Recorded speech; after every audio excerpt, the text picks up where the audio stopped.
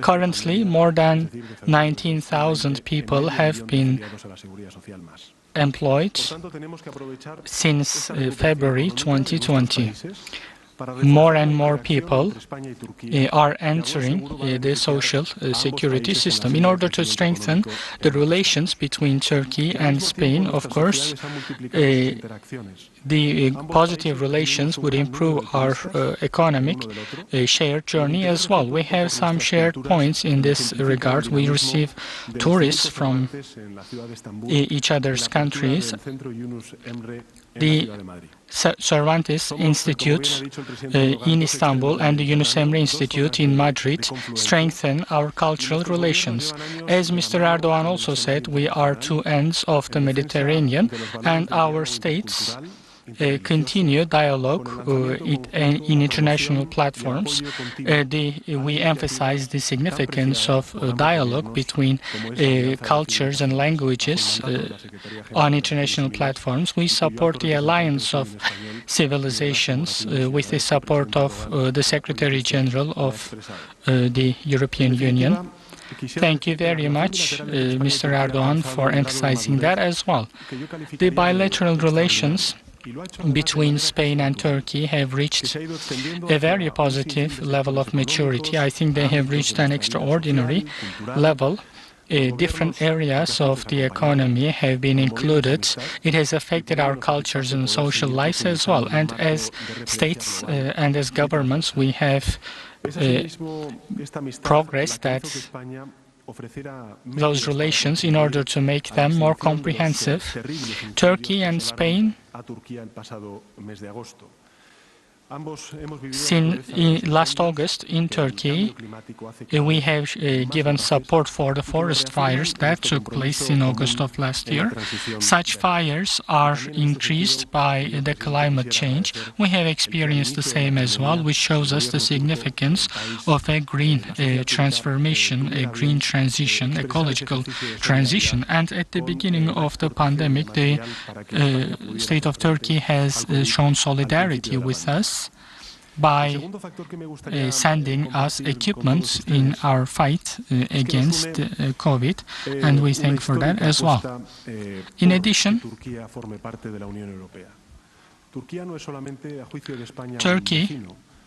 we want Turkey to be a part of EU. For Spain, Turkey is not only a neighbor, but also a friend and ally for the EU. So we, as Spain, we support the EU perspective of Turkey, and we want Turkey to strengthen this as well. And we want to maintain the positive agenda as also put forward by the European Commission. I was able to express these wishes to Mr. Erdoğan. We discussed some shared points as well in our frank talks. We were able to discuss more comprehensive issues. There's another topic underlined by Mr. Erdoğan, which is our cooperation within NATO. This does not only make us allies, but also it gives us a shared focus in terms of security. Of course, Spain has a deployment of Patriots. In addition, Spain has had efforts which have been maintained until now. The next NATO summit will be in Madrid in 2022, and we'll talk about the strategic concept. Turkey is a valuable and important partner and ally who should take part in this meeting as well. As a result, their ministers and participants, of course, this meeting, such meetings deepen our relations. Our relations are not static. our companies, our people, the interaction between them will be strengthened and the pandemic will be left behind, which has hurt the two countries. We have signed 6 or 7 new documents today on renewable energy, water, labor, science, natural disasters response. We have signed documents on such issues which we will continue building our shared future together.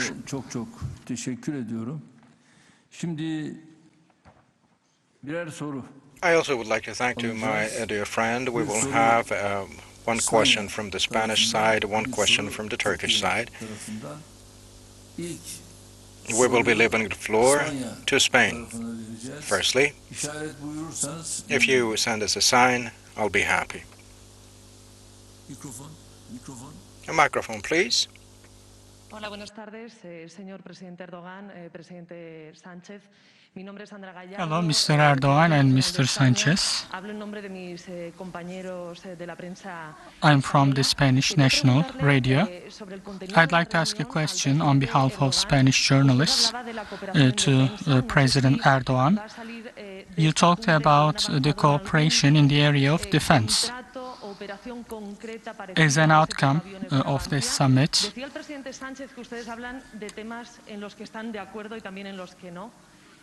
has there been an outcome like the aircraft carrier like Navantia on the agenda of Spain? When it comes to LGBT rights and violence against women, this is on the agenda of Spain. I don't know if such issues have been discussed with Turkey. Has there been any discussion about Turkey's return to the Istanbul Convention? Also, we know that coronavirus cases are on the rise in some areas. Is there a third dose of vaccination going to happen, or will some borders be closed for Spain? On the other, in addition, is there going to be any new decision on labor? Thank you. As regards Navantia, currently, as you know, our first worship is not one with a very big scale. And the bigger scale ship will be built in a following period, and we're determined for that. We aim to build the second and the bigger worship after this point. And with this, along with that, there will be also a possibility for us to build a submarine. And we have talked about these issues with my dear friend. We will be taking actions. As regards defense industry, there is a lot we can do with cooperation. This goes the same for unmanned aerial vehicles and unmanned armed aerial vehicles. We have opportunities to seize in this regard, and we also have many opportunities to share products. As regards coronavirus, in terms of vaccines, we're in a good, solid position. As of this moment, across Turkey, we have minimum 60 million vaccines. Even higher than that, it's around 70 million. And by the end of the year, our locally developed vaccine, Turkovac, is planned to be launched into the market. When this is dealt with, we will not have any problem about vaccines, and this process will smoothly continue. When it comes to relations with the world, we do not have any challenge in this. The developing countries, underdeveloped countries, they also will be supported by all means. Muchísimas gracias, presidente. Sandra, gracias por sus preguntas. Thank you very much, President, and Sandra, thank you for the questions. I believe I have been asked three questions. The first one, the pandemic, was about the pandemic in Spain. Secondly, the social research poll. And third, the employment reform. First of all, acumulada el número de casos registrados por COVID-19 en nuestro país es francamente inferior the a lo que está cases sucediendo en otras partes de Europa. recorded in Spain is lower compared to some other European countries, which means our attention should be diverted to the COVID cases in hospitals and in intensive care units. We see that there is no intensive situation in hospitals. The vaccination rates in Spain is one of the highest in Europe. We have reached 88% for 2 doses above the age of 13. We are in a much better situation compared to the last year, and we are doing well in our fight against COVID. Without stopping in a responsible and meticulous way our vaccination efforts, and when it comes to the use of masks, we are running the correct efforts in some of the autonomous areas as well. The Ministry of Health has approved the third dose for 70+ age, also for healthcare professionals. This will now be transferred to the Commission, and in autonomous areas this will be discussed.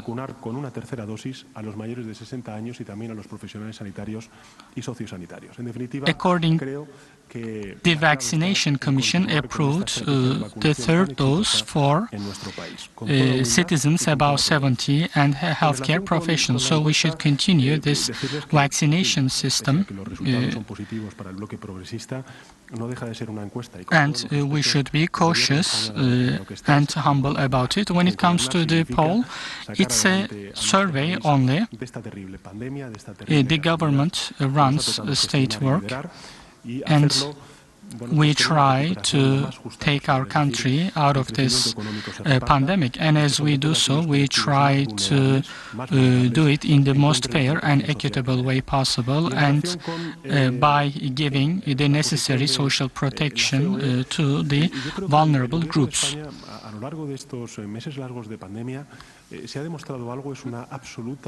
And when it comes to OECD, during this pandemic, Spain has been open to economic and social agreements. We have made 12 agreements so far with some social players.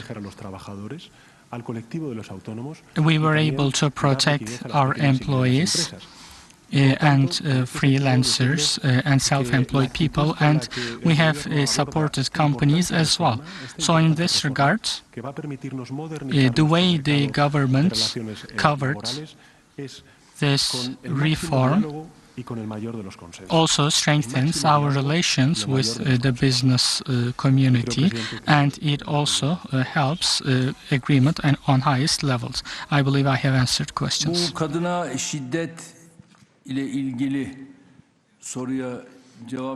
Regards the question about violence against women, I can say our government is very, very sensitive about violence against women. And of course, in this period, some practices, some actions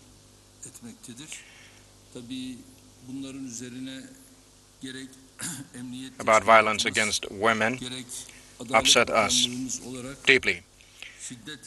The Ministry of Justice and the Law Enforcement of Turkey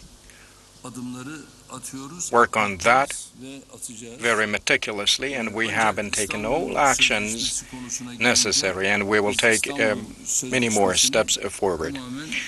However, when it comes to the Istanbul Convention, we have completely took it out of our agenda, because we, with our regular acts and laws, have already been practicing all necessary actions about prevention of violence against women, because women are the holiest for us, and we will never allow any stain to be put on the sacredness, holiness of women, because the concept of family is also very valuable. We hold it dearly, and we will not allow any action that would potentially stain that. And that's why we said we did not need Istanbul Convention, and we abolished that. And now we will be leaving the floor to the Turkish side. My name is Erdoğan from CNN Turkey. Can you please remove your mask so we can hear you clearly? Erdoğan is my name, Mr. President, from CNN Turkey. I am the Russian military export company stated that they have started a technology transfer for the manufacturing of the pieces of S-400s. There has been some statements, some news circulating. Mr. President, what specific parts are planned, if any, to be manufactured?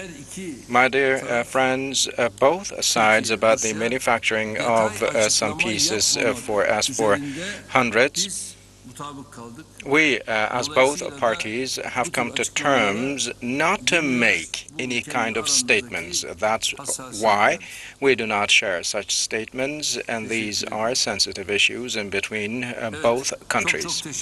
Thank you. Thank you all very much.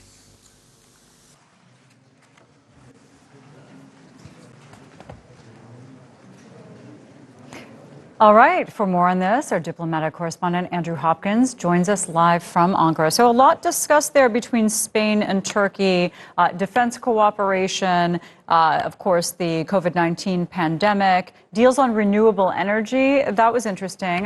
What stands out to you, Andrew?